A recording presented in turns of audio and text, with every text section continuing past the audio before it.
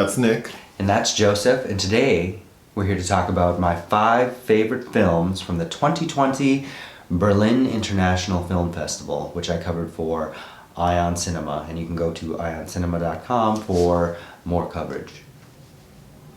So your number 5 favorite film. Without further ado, Yeah.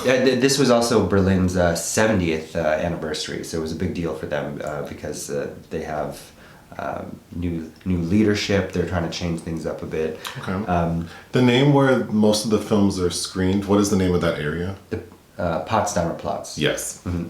I've been once. You've been once. Sorry, I showed you the Palast, which is beautiful. Yes, it is beautiful. So number 5. Number 5 is Undine, directed by Christian Petzold, who's a favorite director of mine, actually. Love Barbara, Phoenix. His last film, Transit, was on Obama's Best Films of the Year list. Okay.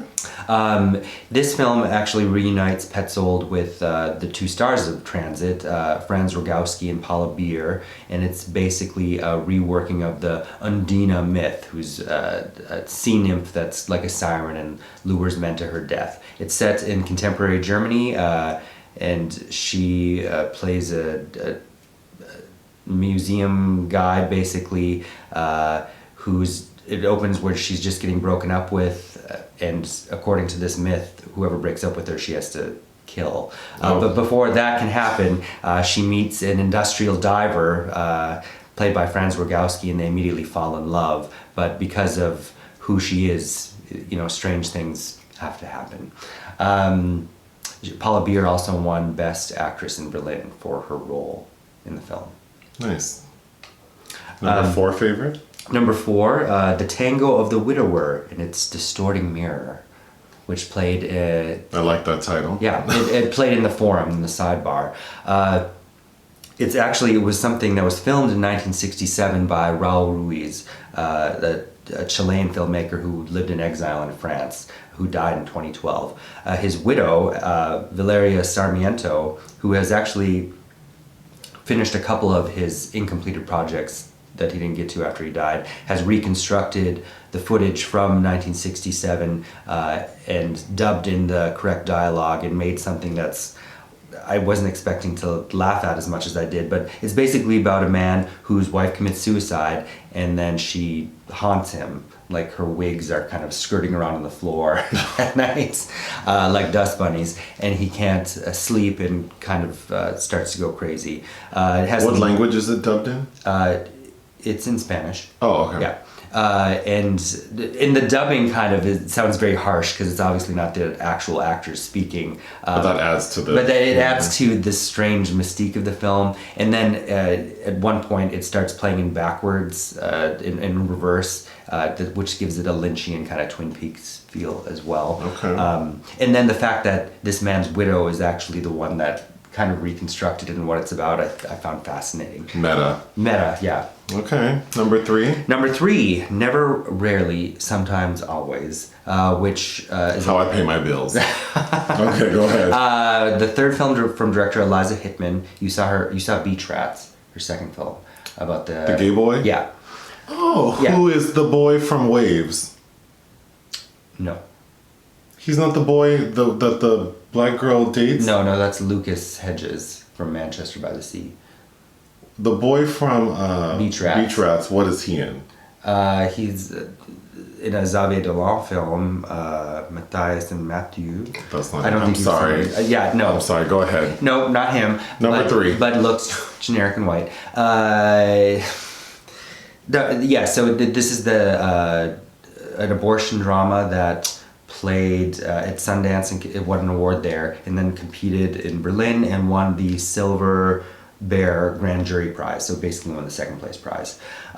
So my favorite abortion movie would be the one with Laura Dern.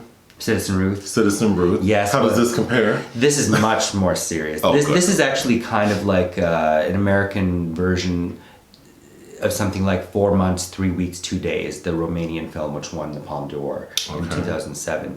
Except what's scary about this film is that, when that film is in like Ceausescu's communist era Romania, this is in modern day US, where these 2 girls have to take this arduous trip from Pennsylvania to New York in order for her to have an abortion, which we come to learn based on the title in the film's key sequence, which is, if you ever had to answer an intake form anywhere, you learn based on her responses to these questions kind of the sexual assault that led to the pregnancy. Newcomer Sidney Flanagan and is the lead, and it's kind of an understated but increasingly difficult performance, I thought. Okay. Number two, All the Dead Ones, which was also in the competition. It's the latest film directed by Marco Dutra, who this time he's co-directed with Caetano Gotardo. I've seen the film about the werewolf. You've seen Good Manners. Okay. Which was the 2017 title. He co-directed that one with Juliana Rojos. Which I liked. Yeah, it's basically about class issues in Brazil, but it's a werewolf movie metaphor. Sorry, getting back to All the Dead Ones is set turn of the century Brazil.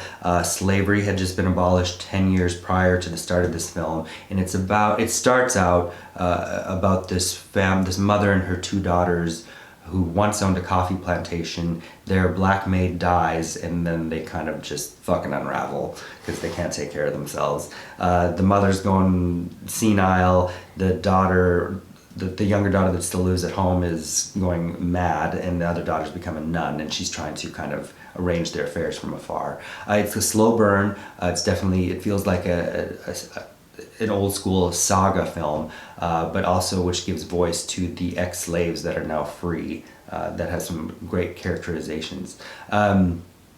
Because the younger daughter that's going crazy want to take somebody from the plantation that they no longer own and make them work as a maid, but also do this voodoo type ritual to cure the mother. But this ritual ends up allowing the mad daughter to see all the ghosts of the dead slaves that haven't been buried. It sounds like there could be some humor tied in there, is there? There's some, yeah. Oh, there's some, definitely.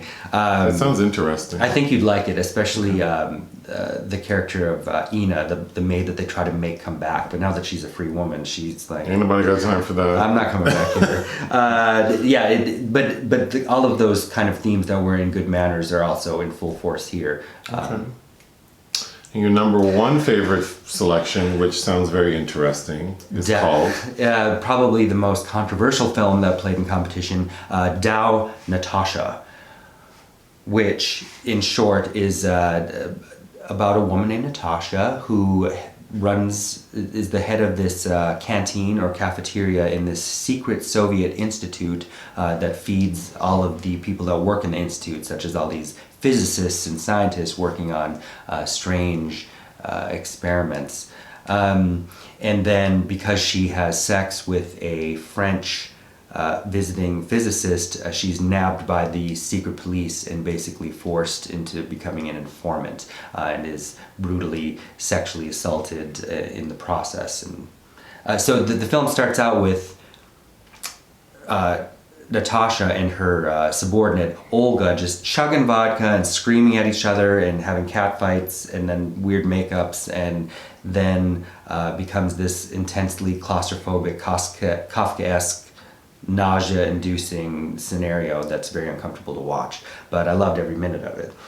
And the making of the film sounded really interesting too. Yes, so Ilya Karjanovsky is the director. A co-director credit on it is Yekaterina Ortel.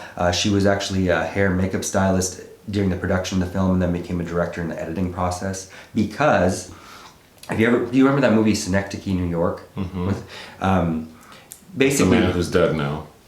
Philip Seymour Hoffman. Yes. Basically, this is a real-life example of that. Karjanovsky was supposed to make a biopic about Soviet Nobel Prize-winning scientist Lev Landau. Pre-production started in 2006. 2008 to 2011, this project shot where he built this set called The Institute to mirror what's going on here. And everybody that was on set had to live these roles 24 hours a day. People that visited the set, which were frequent, had to leave behind their vestiges of the contemporary world and also become immersed in this world using this technology to do interviews, etc. And then it finished in 2011. There was a huge bacchanalian fire. They burned down the set. And after 700 hours of footage, in 2019, an art installation in Paris was revealed of this film. They tried to add the installation in Berlin, but Berlin said no because they wanted to reconstruct the Berlin Wall as part of this installation, and they were like, "Oh hell no!" But there are apparently 6 or so standalone films and all these revolving art installation things. And Down Natasha is the first kind of presentation, a standalone segment that we've been treated to. So this is pretty epic. It is pretty epic, and there's a sense of timelessness about it too, because even in this footage cannot be newer than 2011 that we're seeing anyway. So the actresses that were there at the Berlinale, they look a lot different than what they do in this film. Sure. But I cannot stress how unexpectedly funny the first half of it is. These unhappy women carping at one another and just swilling back the vodka, and then becomes completely something else. The Russian members of the press were very upset that this film was there, and they wrote an open letter demanding to know why Berlin programmed this, because of the sexual assault scene, because the main actress, who gives a terrific performance, Natalia Berezhnaya, it gets assaulted. This man makes her put a bottle up her vagina, and that you see. There's also unsimulated sex. There's also questions, because there were no takes in the film. This was just, that's why they're actually drunk. So there's the question of these women that were getting consent and are getting bombed out of their minds and then having sex with. Sure. So yeah, those are all points to be made, but a great piece of cinema. Yeah.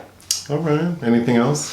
Well, the fest opened with new Sigourney. So honorable mention. Go ahead. Sigourney Weaver's latest film, My Salinger Year, premiered and opened the film festival out of competition, which I was okay with the film. Got panned by a lot of people. Well, let's not focus on that. Let's focus on Sigourney's performance. She looked amazing. She was good. Yeah.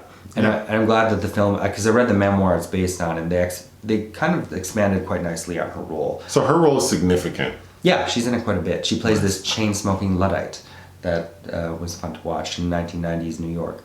But yeah, every outfit was fantastic, and for a 70-year-old, she looks... Yeah, I agree. All right. All right. That's all. Thanks.